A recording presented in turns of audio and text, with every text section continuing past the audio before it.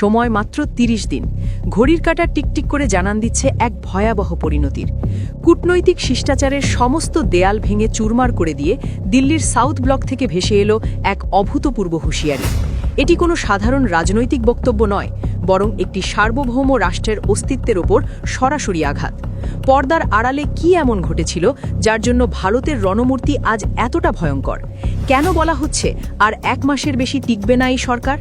আজ আমরা টেনে খুলে ফেলব সেই রহস্যময় মুখোশ, উন্মোচন করব দিল্লির সেই গোপন নীল নকশা। দক্ষিণ এশিয়ার ভূ রাজনীতির দাবার বোর্ডে গত কয়েক সপ্তাহে এমন কিছু চাল চালানো হয়েছে যা সাধারণ মানুষের কল্পনারও বাইরে। বাংলাদেশের ক্ষমতার মসনদের রদবদল হওয়ার পর থেকেই দিল্লির অন্দরে চলছিল এক গভীর ষড়যন্ত্র। ভারতের শীর্ষস্থানীয় এক নেতার সাম্প্রতিক বক্তব্য বিশ্বজুড়ে তোলপাড় সৃষ্টি করেছে। তার দাবি, তারিক রহমানকে ক্ষমতায় বসানোর পেছনে ছিল দিল্লির এক নিপুণ পরিকল্পনা। কিন্তু সেই পরিকল্পনার ভিত্তি ছিল কিছু অলিখিত চুক্তি, যা আজ অসার প্রমাণিত হতে চলেছে। ভারতের জাতীয় নিরাপত্তা উপদেষ্টা অজিত দোভাল, যাকে এই অঞ্চলের রাজনীতির অন্যতম মাস্টারমাইন্ড বলা হয়, তার সাথেই নাকি হয়েছিল সেই গোপন বোঝাপড়া। গোয়েন্দা সূত্রগুলো বলছে, তারিক রহমান যখন দেশে ফেরেন এবং জয়ের পথে পা বাড়ান, তখন ভারতের পক্ষ থেকে ৩টি কঠোর শর্ত জুড়ে দেওয়া হয়েছিল। প্রথমত, ভারতের উত্তর পূর্বাঞ্চলের স্বাধীনতাকামী গোষ্ঠীগুলো যেন কোনোভাবেই বাংলাদেশের মাটিকে নিরাপদ আশ্রয় হিসেবে ব্যবহার করতে না পারে। দ্বিতীয়ত, বাংলাদেশের রাজনীতিতে ফিরিয়ে আনতে হবে তথাকথিত ইনক্লুসিভ রাজনীতি, যার সহজ অর্থ হল আওয়ামী লীগের ওপর থেকে সমস্ত রাজনৈতিক নিষেধাজ্ঞা প্রত্যাহার করা। এবং তৃতীয়ত, সরকারে কোনোভাবেই জামায়াতে ইসলামীর মতো শক্তিগুলোর অংশগ্রহণ রাখা যাবে না। ভারত এই ৩টি শর্তের বিনিময়েই তারেক রহমানের পথ প্রশস্ত করতে রাজি হয়েছিল। কিন্তু প্রধানমন্ত্রী হওয়ার পর থেকেই শুরু হয়েছে সেই চিরচেনা ভোল বদল। দিল্লির কূটনৈতিকদের মতে এটি নিছক নীতি পরিবর্তন নয়, এটি সরাসরি একটি তাসের ঘর ভেঙে ফেলার শামিল। ভারত এখন অভিযোগ করছে, তারেক রহমান প্রধানমন্ত্রী হওয়ার পর থেকেই সেই প্রতিশ্রুতির কোনো প্রতিফলন তার কাজে দেখা যাচ্ছে না। উল্টো তিনি জামায়াতকে মন্ত্রিসভায় জায়গা দেওয়ার পরিকল্পনা করছেন এবং আইসিটি ট্রাইব্যুনালের মাধ্যমে শেখ হাসিনাকে দেশে ফিরিয়ে আনার তোড়জোড় চালাচ্ছেন। দিল্লির চোখে এটি একটি বড় ধরনের বিশ্বাসঘাতকতা। কথায় আছে, ঘর পোড়া গরু সিঁদুরে মেঘ দেখে ভয় পায়। দিল্লির জন্য তারেক রহমানের পূর্বের শাসনকাল ছিল অত্যন্ত তিক্ত অভিজ্ঞতায় ভরা। ২০০৪-এর স্মৃতি ভারত এখনও ভোলেনি, আর তাই নতুন সরকারের বয়স মাত্র ১ মাস পার হতে না হতেই ভারত তার রণমূর্তি ধারণ করেছে। তারেক রহমানের প্রতিটি পদক্ষেপকে এখন দিল্লিতে অত্যন্ত সন্দেহের চোখে দেখা হচ্ছে। আওয়ামী লীগ নেতাদের মুক্তি পাওয়ার কোনো লক্ষণ নেই, বরং যারা জামিন পাচ্ছেন তাদের ফটক থেকে পুনরায় নতুন মামলায় গ্রেপ্তার করে অন্ধকার প্রকোষ্ঠে পাঠিয়ে দেওয়া হচ্ছে। বিএনপির এই আড়ালে লুকিয়ে থাকা আসল ছবিটি যখন দিল্লির কাছে স্পষ্ট হতে শুরু করেছে, তখনই তারা আর কোনো বিশেষ দূতের অপেক্ষা না করে সরাসরি আলটিমেটাম দেওয়ার সিদ্ধান্ত নিয়েছে। অজিত ডোভালের সেই হুঁশিয়ারি কোনো কূটনৈতিক মারপ্যাচে মোড়ানো ছিল না। তিনি সরাসরি বাংলাদেশের নীতি নির্ধারকদের সামনে বসিয়ে ১ মাসের টাইম বাউন্ড হুঁশিয়ারি দিয়েছেন। সেই বার্তায় স্পষ্টভাবে বলা হয়েছে, ১ মাসের মধ্যে যদি আওয়ামী লীগের ওপর থেকে নিষেধাজ্ঞা না ওঠে এবং আইসিটি ট্রাইব্যুনালের সাজা বাতিল না করা হয়, তবে ভারত তার জাতীয় স্বার্থ রক্ষায় যে কোনো চরম ব্যবস্থা নিতে বাধ্য হবে।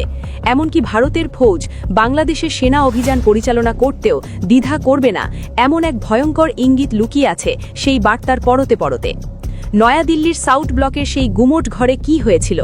নির্ভরযোগ্য সূত্রের খবর অনুযায়ী অজিত ডোভাল কোনো কূটনৈতিক শব্দজালের আড়ালে লুকোননি।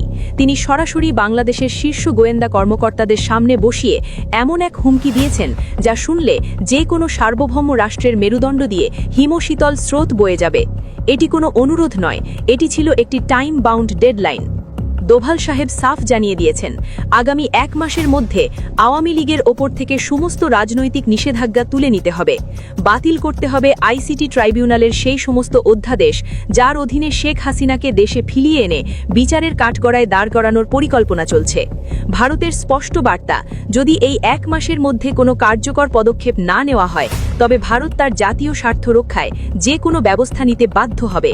আর সেই ব্যবস্থার তালিকায় যে বাংলাদেশের মাটিতে ভারতের ফৌজের পদধ্বনি নেই, তা কি কেউ হলফ করে বলতে পারে?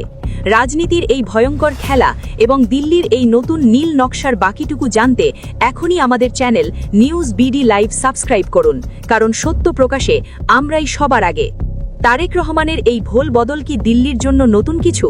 ভারতের নিরাপত্তা বিশ্লেষকরা বলছেন ২০০৪ সালের সেই বিশ্বাসঘাতকতার ইতিহাস আজ যেন আবার নতুন মোড়কে ফিরে আসছে।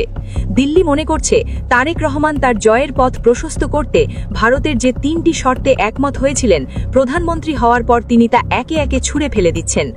একদিকে তিনি জামায়াতকে মন্ত্রিসভায় জায়গা দেওয়ার স্বপ্ন দেখাচ্ছেন, অন্যদিকে আওয়ামী লীগকে চিরতরে রাজনৈতিকভাবে নিষিদ্ধ করার পরিকল্পনা করছেন। দিল্লির কূটনীতিকদের মতে এটি ভারতের সাথে করা বড় ধরনের বিশ্বাসঘাতকতা। যেখানে কথা ছিল ইনক্লুসিভ পলিটিক্সের, সেখানে কেন আজ আওয়ামী লীগ নেতাদের ওপর আইসিটি ট্রাইব্যুনালের খড়গ বহাল রাখা হচ্ছে? দিল্লির রণমূর্তি ধারণ করার পেছনে এটাই কি সেই আসল কারণ? বিএনপি এখন যেন ফাটা বাঁশের চিপায়। একদিকে ভারতের সাথে করা সেই অলিখিত চুক্তির দায়বদ্ধতা, অন্যদিকে দেশের মানুষের আবেগ। কিন্তু এই পরিস্থিতির সুযোগ নিয়ে কি আমেরিকা তার নিজের স্বার্থ হাসিল করতে চাইছে? আমেরিকার দালালি করার জন্য কি বাংলাদেশকে অনন্তকালের জন্য প্রস্তুত করা হচ্ছে? দিল্লির সাউথ ব্লক এখন এই প্রশ্নগুলোকেই বড় করে দেখছে। ভারত আজ স্পষ্ট মনে করিয়ে দিচ্ছে ১৯৭১ সালে আমেরিকার সমস্ত হুমকি উড়িয়ে দিয়ে ভারতের ফৌজ বাংলাদেশকে স্বাধীন করেছিল। আজ যদি ভারতের উত্তর পূর্বাঞ্চলে অস্থিরতা তৈরি হয় এবং বাংলাদেশে পাকিস্তান ঘেঁষা কোনো মৌলবাদী শক্তির উত্থান ঘটে, তবে ভারত আবারও উপযুক্ত ব্যবস্থা নিতে দ্বিতীয়বার ভাববে না। দিল্লির এই চরম বার্তা কি ঢাকাকে সঠিক পথে ফিরিয়ে আনবে, নাকি এই সংঘাত বাংলাদেশকে এক ভয়াবহ অগ্নিকুণ্ডের দিকে ঠেলে দেবে? রাজনীতির এই গুমোট অন্ধকারে হঠাৎ এক অদ্ভুত আলোড়ন। স্বৈরাচারের বিশ্বস্ত সহযোগী ইনু, মেনেন কিংবা বিতর্কিত কালামানিকের আচমকা জামিন পাওয়া কি শুধুই আদালতের স্বাধীন বিচার, নাকি এর পেছনে লুকিয়ে আছে দিল্লির সেই নীল নকশা? বিষয়টি কি আসলেই এতটা সরল?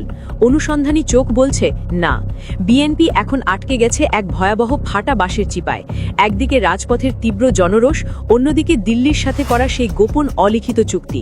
এই জামিনগুলো আসলে সেই চুক্তিরই প্রথম কিস্তি। ভারতকে দেওয়া ওয়াদা পূরণ করতে গিয়েই আজ পর্দার আড়ালে এক এক করে মুক্ত করে দেওয়া হচ্ছে জুলাই গণহত্যার মূল কুশীলবদের। এখানে আইনের শাসন বা উদারতার বিন্দুমাত্র যোগসাজেশ নেই, বরং ক্ষমতার গদি রক্ষা করতে সবটাই চলছে আগে থেকে তৈরি করা সুদূর প্রসারী মাস্টার প্ল্যান অনুযায়ী। কিন্তু সবচেয়ে বড় প্রশ্নটি রয়েই যায়, সরকার কি তবে ১৪০০ শহীদের আত্মত্যাগ এবং ৩০,০০০ আহত জুলাই সৈনিকের রক্ত বেমালুম ভুলে গেছে? যে রক্তের উপর দাঁড়িয়ে আজকের এই নতুন বাংলাদেশ, সেই রক্তকে কি দিল্লির দালালি করার জন্য বিসর্জন দেওয়া হচ্ছে? হাসিনার ভয়াবহ পরিণতির কথা কি তারেক রহমান সরকার এত দ্রুত ভুলে গেল?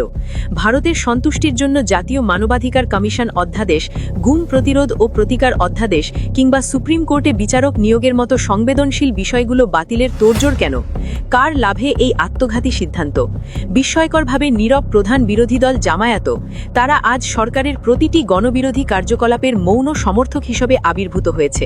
প্রশ্ন জাগে, জামায়াতের সমস্যাটা ঠিক কোথায়? জনগণ আপনাদের ভোট দিয়েছে বিপ্লবকে রক্ষা করতে, কিন্তু আপোষকামিতার চোরাবালিতে পড়ে জনগণের সেই আমানত কি আপনারা রক্ষা করতে পারছেন? জুলাই চেতনার বিরুদ্ধে সরকারের অবস্থান যখন দিনে দিনে জোরালো হচ্ছে, তখন আপনাদের এই রহস্যময় নীরবতার কারণ কি? ইতিহাস বড়ই নিষ্ঠুর। যারা জনগণের আবেগকে ব্যবহার করে দিল্লির আজ্ঞাবহ হয়ে চলার স্বপ্ন দেখে, তাদের পতনও হয় অতি দ্রুত। মনে রাখবেন, দিল্লির এই রণমূর্তি আর অজিত দোভালের চরম বার্তা হয়তো সাময়িকভাবে ক্ষমতার গদি রক্ষা করতে পারে, কিন্তু জুলাইয়ের যে আগুন স্বৈরাচারকে ভস্মীভূত করেছে, সেই আগুন এখনও নেভেনি। এই পরিস্থিতিতে দেশের সার্বভৌমত্ব ও নিরাপত্তা নিয়ে সরাসরি হুঁশিয়ারি দিয়েছেন সেনাপ্রধান। তিনি স্পষ্ট ভাষায় বলেছেন, বাংলাদেশের স্বাধীনতা ও ভৌগোলিক অখণ্ডতা নিয়ে কোনো ধরনের হুমকি বরদাস্ত করা হবে না। দেশের অভ্যন্তরীণ বিষয়ে বিদেশি হস্তক্ষেপের যে কোনো চেষ্টা কঠোরভাবে প্রতিহত করা হবে। একই সাথে তিনি সকল পক্ষকে সংযত থাকার আহ্বান জানিয়ে সতর্ক করে দেন, রাষ্ট্রের স্বার্থের বিরুদ্ধে গেলে সেনাবাহিনী প্রয়োজনীয় পদক্ষেপ নিতে দ্বিধা করবে না।